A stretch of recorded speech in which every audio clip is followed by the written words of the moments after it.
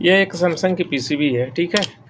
और इसके अंदर ये बोला गया है कि मोटर नहीं चल रही है, तो मोटर नहीं चलेगी तो आउटडोर भी नहीं चालू होगा। तो यहाँ पे सप्लाई के बारे में आप जानते ही हैं, नहीं जानते हैं तो फिर एक बार बोल देता हूँ। इधर ये पॉजिटिव सप्लाई है, 320 वोल्ट की ये जो पॉजिटिव है, इसके बाद निगेटिव है, फिर 15 वोल्ट होती है, फिर भी वेरिएबल आता है जिस पे स्पीड को कंट्रोल करते हैं। और ये लास्ट वाली पिन जो है कैपलर से फीडबैक एमसीयू को दिया जाता है।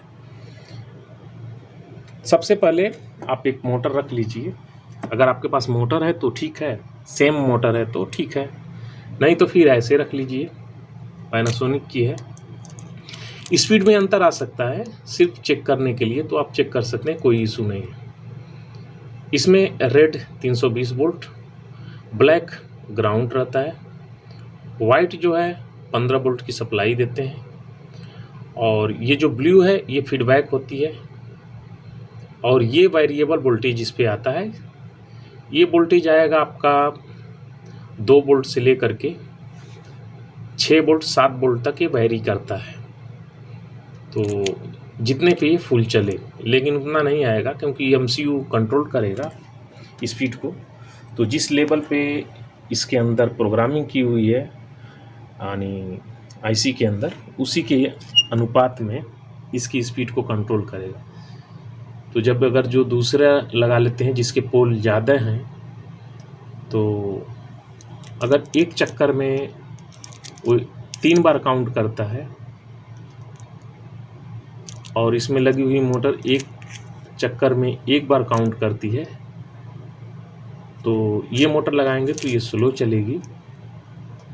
और उसके बदले में अगर इसके बदले में उसे लगा देंगे तो उसकी स्पीड 3 गुना बढ़ जाएगी, क्योंकि इसमें 3 पोल है और उसमें तो इसमें कितना है ये मैंने नहीं देखा है, ठीक है। तो उसकी बात पे तो मोटर की हो गई, ये याद रखेंगे तो आपको अच्छा रहेगा, क्योंकि किसी भी सर्किट में आप आसानी से लगा करके इस्तेमाल कर सकते हैं। यहाँ पे क्या क्या होना चाहिए, वो सप्लाई यहाँ पे होनी चाहिए। तो इसमें जो है मोटर नहीं चल रही है और इसमें जो सप्लाई है वो कम है। तो बहुत से लोग बोलते हैं कि नहीं आप वोल्टेज को चेक करके भी दिखाया करिए, तो ठीक है, मैं कोशिश करता हूँ कि आप लोग वोल्टेज भी देखते चलिए साथ में। तो मैंने पावर ऑन कर दिया और वोल्टेज दिखा देता हूँ, क्योंकि थोड़ा रुक करके आएगा वोल्टेज यहाँ पे।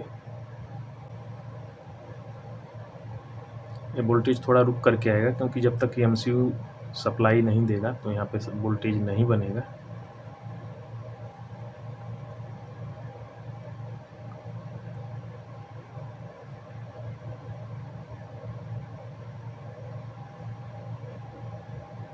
तो यहाँ पे 11 वोल्ट बन रहा है, तो इस पे तो नहीं चलेगा। अब नहीं चलने का कारण है 15 वोल्ट होना चाहिए वहाँ पे, और यह इसी पीसीबी में नहीं होता है। और मेन जो 12 वोल्ट जहाँ पे बनना चाहिए वहाँ पे 7.98 बनना है। तो अनुपात आपको समझ में आ गया कि 7 की जगह पे हमें 12 चाहिए, तो लगभग डबल का अंतर पड़ रहा है। तो डबल का अंतर पड़ रहा है, तो हम यहाँ पे देख लेते हैं कि हमारी मेन सप्लाई जो 12 वोल्ट होनी चाहिए वो है कितना। तो यहाँ पे देख लेते हैं, तो ये 5 वोल्ट है और ये हमारा मेन है, तो 7.8 वोल्ट करीब है। तो 8 4 12, 4 वोल्ट में डिफरेंट है। तो 4 वोल्ट डिफरेंट है, तो उसे कैसे अब सेट करेंगे।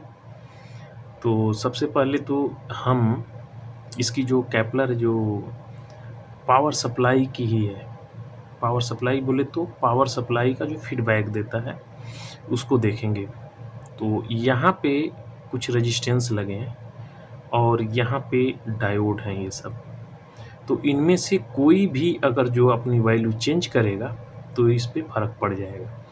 तो सबसे पहले हम एसएमडी जो है, एसएमडी को ओपन करेंगे और वापस लगाएंगे उसी एसएमडी को, ठीक है। तो एक बार मैं पूरे को निकालूंगा और एक एक करके लगा दूंगा, और लगाने के बाद फिर आपसे मैं बात करता हूँ। तो यहाँ से देखिए मैंने रिमूव कर लिया है ये पॉइंट से। अब यहाँ पे मैं इससे अच्छे से क्लीन करूँगा और वापस एसएमडी को फिर से वापस वहीं पे लगाऊंगा। साथ में हर एक का वैल्यू मैं चेक करके, यानी जो वैल्यू है वो होना चाहिए रेजिस्टेंस की, ठीक है। तो फिर हम आगे बढ़ते हैं। तो यहाँ पे अभी मैंने क्लीन करके इसे लगा दिया और अभी मैं वोल्टेज आपको दिखा देता हूँ। क्लीन करने के साथ साथ में मैंने एक काम और कर दिया इसके साथ में, बोले तो और काम करने का मकसद कि दिखा देता हूँ आपको वोल्टेज पहले, इसके बाद फिर बात करेंगे। तो अब भी देखिए 12 वोल्ट परफेक्ट हो गया। तो अब जब ये 12 वोल्ट इस बाइंडिंग में हो गया है तो ये सेकेंडरी में भी अभी 12 वोल्ट बनेगा, यानी 12 वोल्ट 15 वोल्ट जो भी है, यानी 15 वोल्ट है इधर, तो 15 वोल्ट से ज़्यादा बनता है एक्चुअली, रेगुलेट होके जाता है यहाँ पे। तो अभी वो बराबर हो जाएगा, क्योंकि एक बाइंडिंग में, एक ट्रांसफार्मर में जितनी भी बाइंडिंग होगी, अगर एक में वोल्टेज आपका कम है तो सभी में उसी अनुपात में कम होगा। मैंने अच्छे से इसको क्लीन करके वापस लगाया और अच्छे से क्लीन करने के बाद इसको मैंने थोड़ा सा हीट कर दिया। अब इसमें एक चीज़ और मैं आपको दिखा देता हूँ। अगर जो ये आपसे मान लेते हैं कि ये सप्लाई नहीं हो पाती है तो करना क्या होगा। तो उस कंडीशन में आप यहाँ पे जो ये रेजिस्टेंस है 100 ओम की रेजिस्टेंस लगी हुई है पिन नंबर 1 पे, यहाँ से इसे ओपन कर दीजिए, निकाल दीजिए।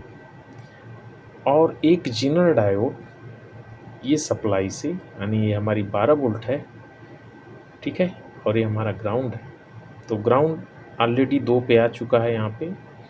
अब 3 नंबर पे, यानी 1 नंबर पे, पिन नंबर 1 पे हमें 1 वोल्ट चाहिए, तो ये कैपलर ऑन हो जाएगा। उस 1 वोल्ट को एडजस्ट करने के लिए, यानी जो रेफरेंस यहाँ पे तैयार किया गया है, यहाँ पे जीनर डायोड के जरिए किया गया है। तो 1 2 जीनर डायोड है और एक ही ट्रांजिस्टर लगा है जो कि एमसीयू से कनेक्टेड है। यहाँ पे देखिए एमसीयू से मैंने इसे ओपन किया है, ठीक है। ये मैं अभी कनेक्ट कर दूंगा, कोई इशू नहीं है, जो काम था मेरा वो हो गया। इसके 57 नंबर पिन पे कनेक्ट है, यहाँ पे देखेंगे तो ये कनेक्ट है। तो ये कनेक्ट होने का कारण है कि अगर कुछ कारण अगर रहता है तो ये पीसीबी खुद शट डाउन कर सकती है, पावर सप्लाई को डिस्कनेक्ट करने के लिए यहाँ पे बना हुआ है, ये डिज़ाइन इसीलिए है। अब यहाँ पे अगर जो मान लेते हैं कि आपका फेल हो जाता है तो क्या करेंगे, तो कुछ नहीं करना है। ये जो 100 ओम की रेजिस्टेंस है इसे ओपन कर दीजिए, यहाँ से एक जीनर लीजिए 12 वोल्ट का, उसका जो गरारी वाला हिस्सा है, प्लस वाला हिस्सा है, वो इस तरफ करिए। देखिए मैं गरारी और प्लस वाला बात कर रहा हूँ तो बहुत से लोग इसमें माइनस और प्लस, क्योंकि उल्टा भी होता है और सीधा भी, उसे तो अलग अलग जगह पे उसका मायने बदल जाता है। एक्चुअली में जिधर गरारी रहती है वो नेगेटिव रहता है, तो उसे यहाँ पे आप लगा देंगे गरारी वाले हिस्से को, और उसका पिछला हिस्सा जिस तरफ निगेटिव हम बोलते हैं वो ला करके यहाँ पे लगा देंगे। तो होगा क्या, जैसे ही यहाँ पे 12 वोल्ट बनेगा, 12 वोल्ट से जैसे ही ऊपर होने की कोशिश करेगा, वो सप्लाई तुरंत यहाँ पे आ जाएगी और ये कैपलर ऑन होगा, और ऑन होते ही ये फीडबैक को रेडी कर देगा और हमारी 15 वोल्ट यानी जो 12 वोल्ट सप्लाई है वो 12 वोल्ट एडजस्ट हो जाएगी, उसी पे रुकी रहेगी। तो ऐसा किसी भी पीसीबी में आप कर सकते हैं। फ़िलहाल अब मैं मोटर को कनेक्ट करता हूँ, फिर आगे देखते हैं। तो यहाँ पे मैंने कनेक्ट कर दिया, तो इसे ऑन करते हैं और देखते हैं, क्योंकि जब ये मोटर नहीं चलेगी तो ये एरर आना स्वाभाविक है। तो यहाँ पे मोटर चलने लगी, क्योंकि अभी वोल्टेज सब भी परफेक्ट हो गए। तो इस तरह से करते हैं, और आप लोग का क्लास मैं यानी अब कंटिन्यू मैं कोशिश करूँगा कि रहूँ, और ये सब एनिमेशन पे ही मैं आपको इसका क्या करेंगे, कैसे पावर सप्लाई काम करती है, सब एनिमेशन पे ही आपको दिखने को मिलेगा अभी।